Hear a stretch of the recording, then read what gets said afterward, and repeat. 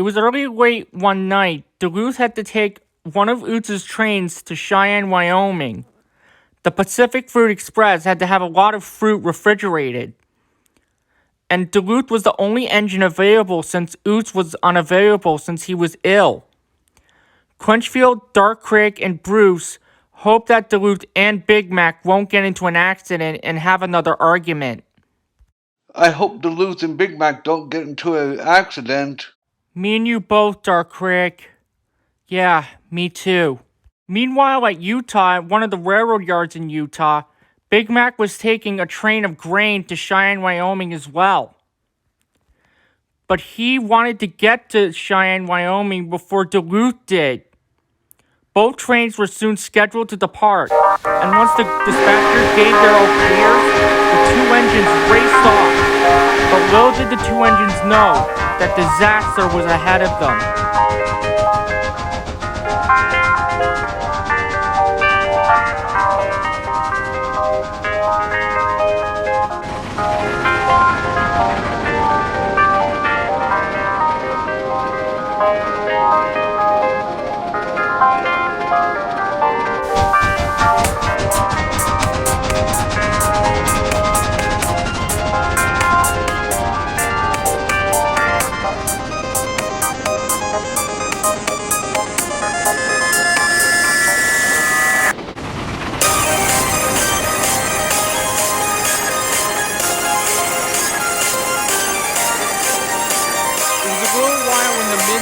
And Big Mack was thundering down the track.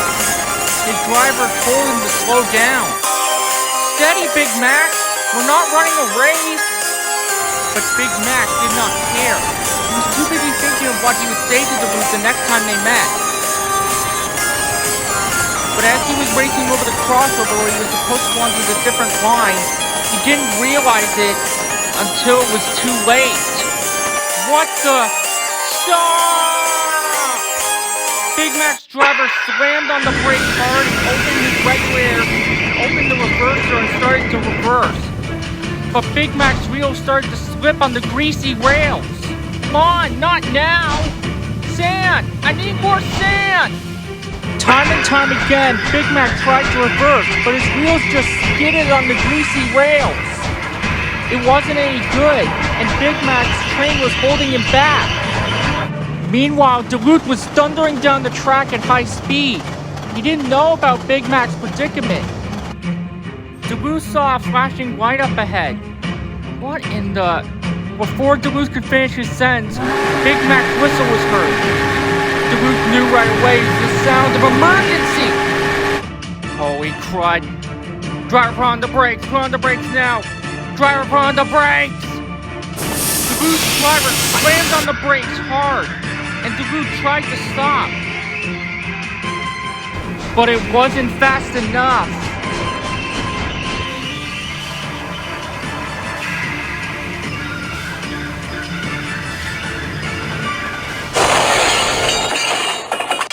Duluth slammed into Big Mack, knocking him a few feet away from his own cowcatcher. Luckily, Duluth and Big Mack and their trains had remained on the rails. But Duluth was furious with Big Mack.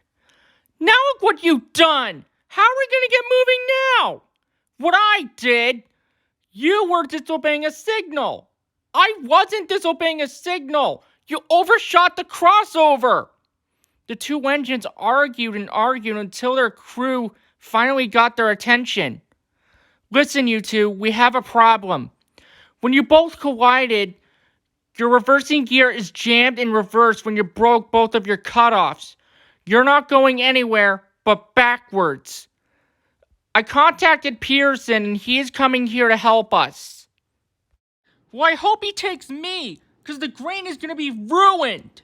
Haven't you realized that I have a fruit train with me? If I don't get the fruit to Cheyenne, Wyoming, the fruit is going to get spoiled."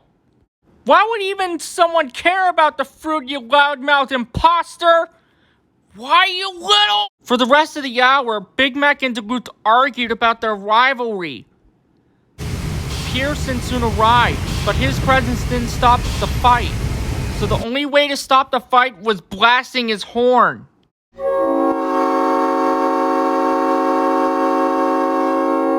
Who am I taking? That'll be me, Pearson. No, Pearson. I have to deliver the fruit, or else they'll be spoiled. Guys, shut up. I'm trying to think. Let me think. Yeah, take me. And leave my rival who's boasting about me being his rival, which is not rival at all. Big Mac tried to go forward to ram Duluth, but he kept banging his train.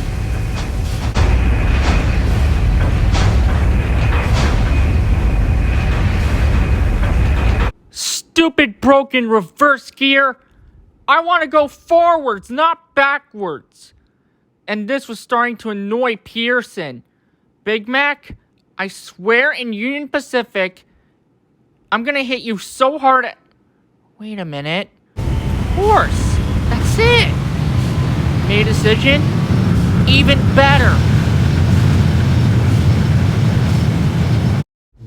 Early the next morning at the yard, Big Mac was thinking of the plan that Pearson had done.